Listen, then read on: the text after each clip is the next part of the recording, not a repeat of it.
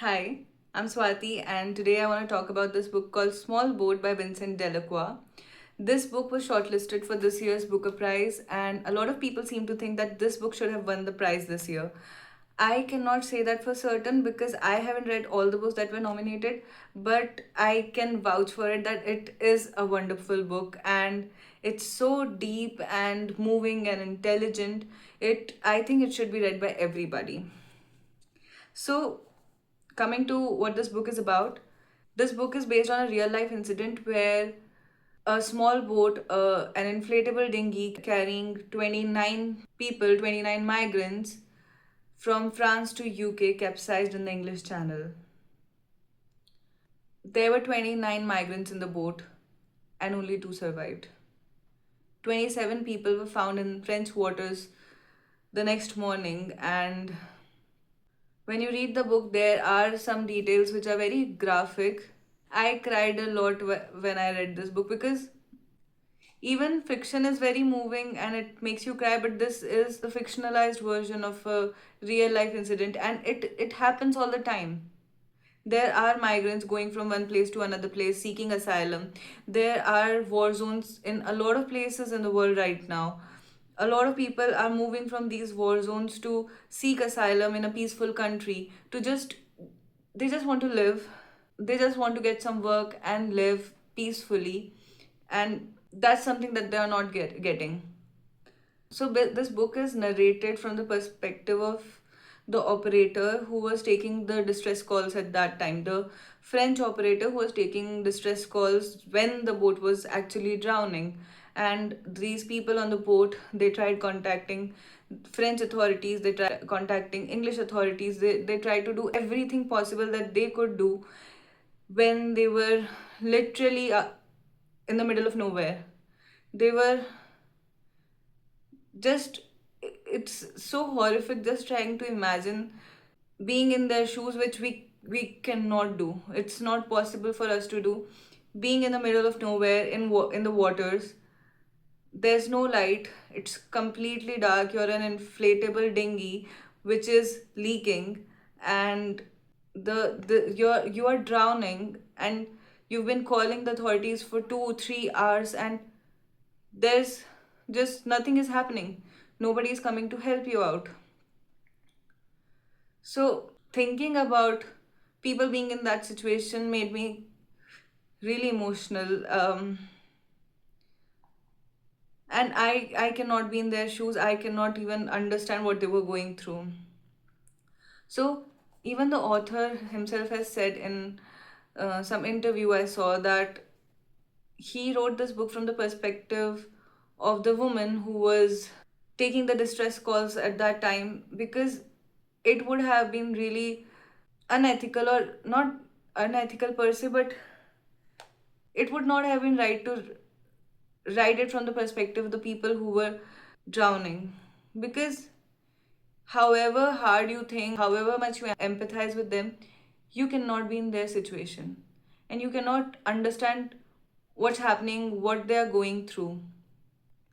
But you can be in the shoes of the people who are watching it from a distance, who are in the position of saving those people. That is what is so great about this book, that you get to ask yourself these questions, that what if I was in that place, what would I have done? And I know a lot of people, the first instinct is to answer that I would have saved them, I would have done this, that, whatever.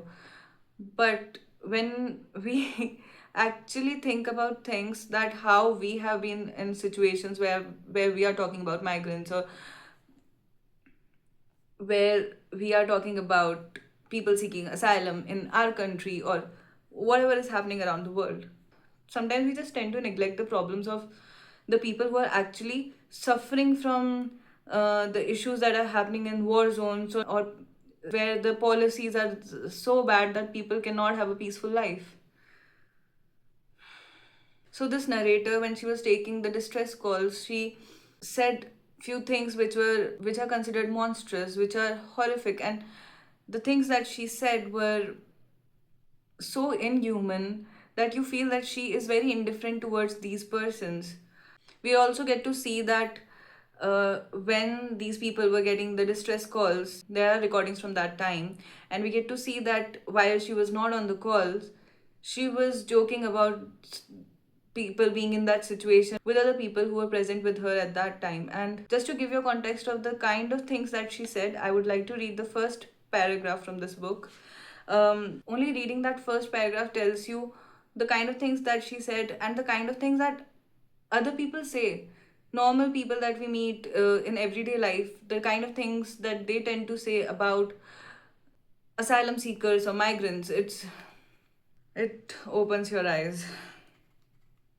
Okay. I didn't ask you to leave, I said. It was your idea.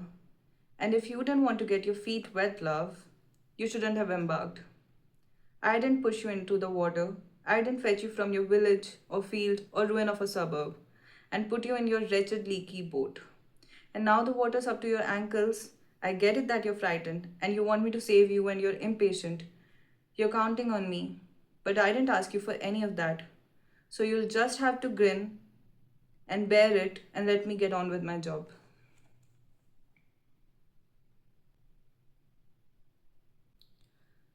Okay, so in this book, this woman says that she cannot be partial towards anybody. She can't make these decisions of sending help based on her emotions.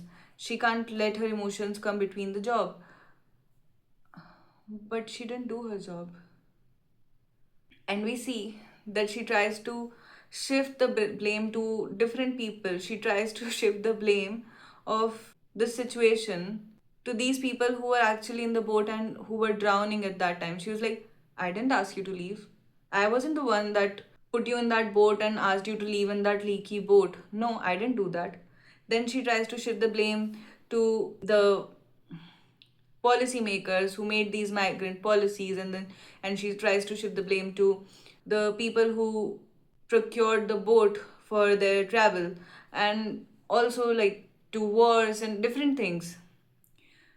And that makes us think that that is also true. We can't just blame one person, but she was the last.